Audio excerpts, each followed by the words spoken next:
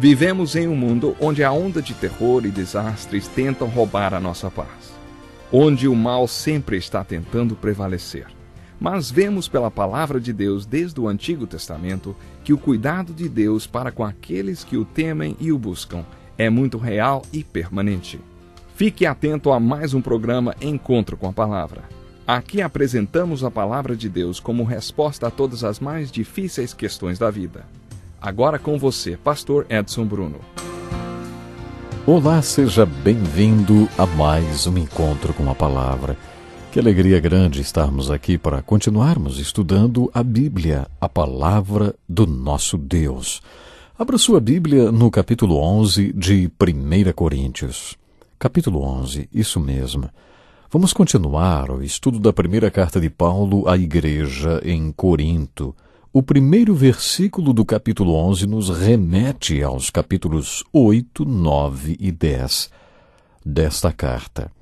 As primeiras palavras são: tornem-se meus imitadores, como eu o sou de Cristo. Muitos estudiosos e tradutores acreditam que este versículo deva ser considerado como parte do capítulo 10, porque é um tipo de conclusão de tudo que Paulo compartilhou nos capítulos 8, 9 e 10. Nestes capítulos, Paulo falou sobre a filosofia do seu ministério. Na verdade, sua filosofia de vida, que pode ser assim descrita: não dá para salvar os outros e a você ao mesmo tempo. Você não consegue servir aos outros e a você mesmo ao mesmo tempo. Esta é a síntese da filosofia da vida e do ministério de Jesus também. E foi por isso que Paulo escreveu: tornem-se meus imitadores, como eu sou de Cristo. Ou você serve aos outros, ou serve a você mesmo. Esse é um dos preceitos básicos da filosofia de vida ensinada aos discípulos de Jesus Cristo nas Escrituras. E certamente, esta é a filosofia de ministério de todo servo de Jesus Cristo. Nos capítulos 8, 9 e 10, Paulo mostrou o que é esta filosofia ao dizer: tornei-me tudo para com todos, para de alguma forma salvar alguns. Se religioso, torno-me religioso. Se legalista, torno-me legalista. Se sem lei, até o ponto que puder, torno-me um sem lei. Se fraco, referindo-se aos de consciência fraca, torno-me fraco, mesmo que eu não seja. Tornei-me tudo para com todos, para de alguma forma salvar alguns. Vivo de tal forma para que eu não seja uma pedra de tropeço para ninguém, impedindo que alguém venha para a fé em Cristo. Se estão na fé, tento viver de maneira que não ofenda suas mentes fracas e jamais sirva de pedra de tropeço para o crescimento em Cristo de alguém. Esta é uma filosofia de vida e de ministério muito bonita. E neste primeiro versículo do capítulo 11, Paulo quer lembrar tudo o que ensinou nos capítulos 8, 9 e 10. Mas depois deste primeiro versículo, Paulo aborda outro problema na igreja de Corinto. Pode ser que os membros dessa igreja tenham feito referência a este assunto e levantado dúvidas quando escreveram a carta a qual Paulo se referiu no capítulo 7. Essas dúvidas têm a ver principalmente com o papel da mulher no corpo de Cristo, especialmente na igreja de Deus em Corinto. A expressão local e visível da igreja é invisível e universal. No versículo 2, Paulo começa a tratar deste assunto. Precisamos entender que existem situações em que a questão cultural tem influência sobre questões que a igreja enfrenta. Através dos princípios ensinados pelos apóstolos para a primeira geração das igrejas em suas cartas do Novo Testamento, aprendemos quais eram algumas de suas características. Algumas delas eram supraculturais, ou seja, não eram afetadas pela cultura. Isso quer dizer que a igreja não é totalmente controlada pela cultura. Mas como já vimos nos capítulos 8, 9 e 10, existe também o tornar-se judeu para os judeus, legalistas para os que estão debaixo da lei, sem lei para aqueles que não vivem sob a lei e fraco para os fracos. Em outras palavras, temos que nos ajustar. No versículo 6 do capítulo 11 encontramos um destes exemplos supraculturais, mas que ao mesmo tempo é muito afetado pela cultura. Diz assim, se a mulher não cobre a cabeça, deve também cortar o cabelo. Se, porém, é vergonhoso para a mulher ter o cabelo cortado ou rapado, ela deve cobrir a cabeça. Você reparou no C deste versículo? ele faz toda a diferença. Na cultura de Corinto, precisamos entender que a prostituição fazia parte da cultura. Quando estudamos a adoração a ídolos e a adoração no templo, compreendemos melhor como era a cultura de Corinto. O mesmo se aplica às cidades de Éfeso e Atenas. É interessante estudar essas culturas para entender o que o apóstolo Paulo enfrentava quando pregava o Evangelho de Jesus Cristo, que revolucionava as vidas de muitos e, consequentemente, suas culturas. Em Corinto, quando uma mulher queria que todos soubessem que era prostituta, ela não usava o véu. A maioria das mulheres dentro daquela cultura usava véu, cobrindo a cabeça. Agora, quando ela queria que todos soubessem que era prostituta, descobria o cabelo e mostrava seus cabelos curtos. O corte curto dos cabelos para as mulheres indicava que ela era prostituta. O problema com o qual Paulo se deparou aqui foi mais ou menos o seguinte: as igrejas se reuniam em casas por toda a cidade de Corinto, como por exemplo na casa de Cloe ou Áquila e Priscila. Algumas mulheres, por causa da revolução espiritual e da liberdade que sentiam em Cristo, onde está o Espírito do Senhor, ali a liberdade, sentiam-se livres para não usar a cobertura de suas cabeças para participar da adoração ou para profetizar nas casas-igrejas. Paulo inicia este capítulo no versículo 2 de maneira significativa, abordando o problema com muito tato. Eu os elogio por se lembrarem de mim em tudo e por se apegarem às tradições exatamente como eu as transmiti a vocês. A palavra tradições é muito importante.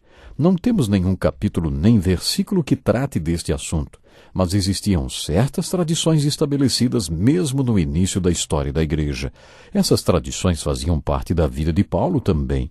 E mesmo que não haja nenhum capítulo nem versículo da Bíblia tratando deste assunto, os últimos 3 capítulos trataram de assuntos relacionados, como em ser tudo para com todos e não ofender as pessoas com suas atitudes, desafiando tradições culturais e, dessa forma, não sendo ouvido na pregação do Evangelho. Aparentemente, Paulo compartilhava muitas destas tradições, como os crentes de Corinto, e no versículo que lemos, ele os elogia por se lembrarem dele na maneira como se apegaram às tradições, as quais aparentemente ele compartilhava. Creio que Paulo, assim como Jesus, sempre foi muito cuidadoso para distinguir a tradição das Escrituras. Afinal de contas, a religião convencional dos judeus, hostil a Jesus, tinha suas tradições. Jesus se referiu à tradição dos líderes religiosos e em Marcos 7 e Mateus 15, assim como em outras passagens, entrou em conflito com os líderes religiosos porque eles punham suas tradições acima das Escrituras. Ao repreendê-los por isso, Jesus fez a distinção entre as Escrituras e a tradição. Paulo teria feito a mesma coisa?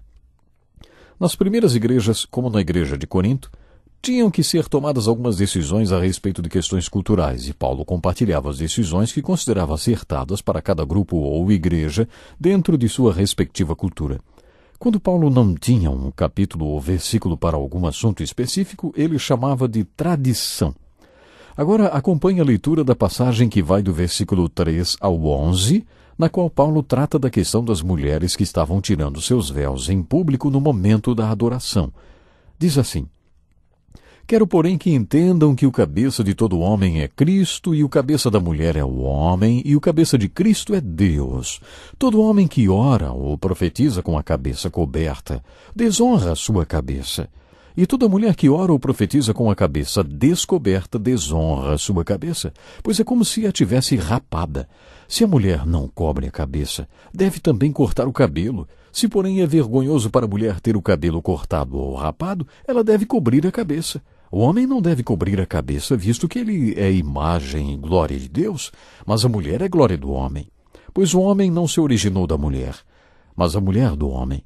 Além disso, o homem não foi criado por causa da mulher, mas a mulher por causa do homem. Por essa razão e por causa dos anjos, a mulher deve ter sobre a cabeça um sinal de autoridade. No Senhor, todavia, a mulher não é independente do homem, nem o homem independente da mulher. Pois, assim como a mulher proveio do homem, também o homem nasce da mulher. Mas tudo provém de Deus. Julguem entre vocês mesmos. É apropriado a uma mulher orar a Deus com a cabeça descoberta? A própria natureza das coisas, não lhes ensina que é uma desonra para o homem ter cabelo comprido e que o cabelo comprido é uma glória para a mulher?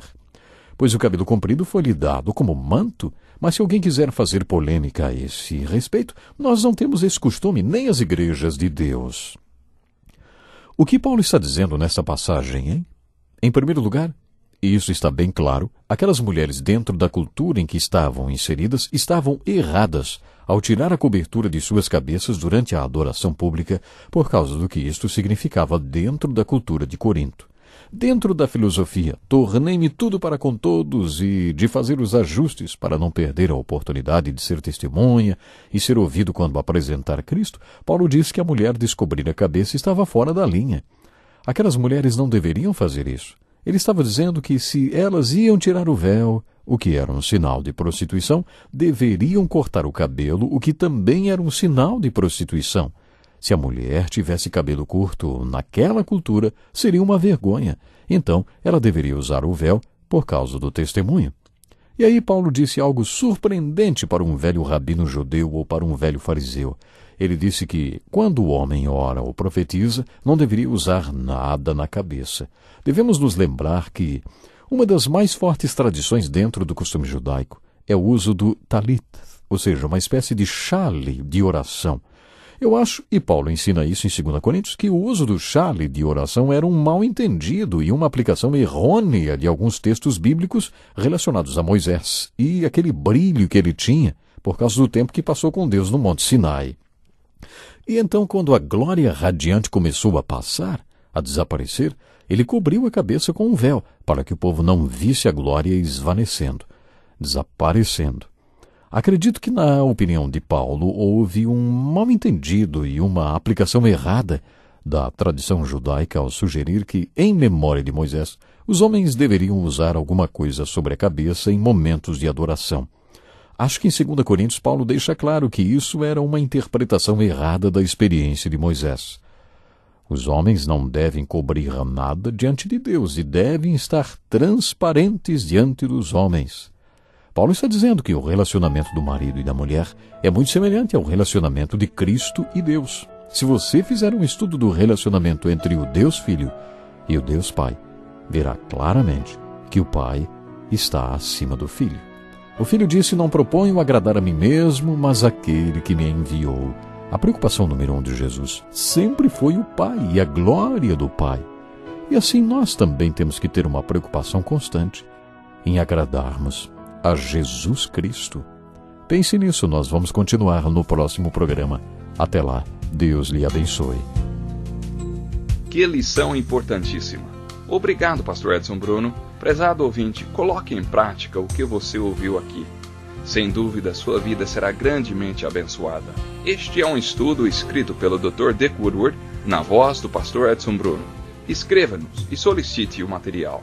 Nosso endereço é Encontro com a Palavra, Caixa Postal 2011, CEP 89201-970, Joinville, Santa Catarina. Até o nosso próximo Encontro com a Palavra.